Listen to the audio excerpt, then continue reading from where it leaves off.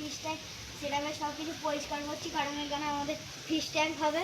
কারণ এখানে সব করা এই দেখো পেপার সব তুললাম এখন। এখানে ঝড় এসেছিলো, বিশাল ঝড়, এই অবস্থাটা করলো।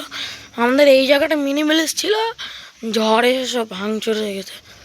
তাই এখানে এখন আমরা ভাবছি একটা ফিশ ট্যাঙ্ক সেট আপের জায়গা করবো, সব কিছু এখানে আমরা গাড়ি টাড়ি পার্কিংয়ের সেট আপ করবো, সব কিছু এখানেই করবো, সব কিছু এখানে আপনারা দেখতে পাবেন।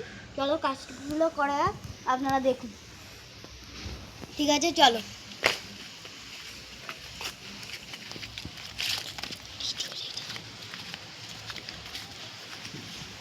এখানে এখন বড় একখানা নদী হয়ে গেছে।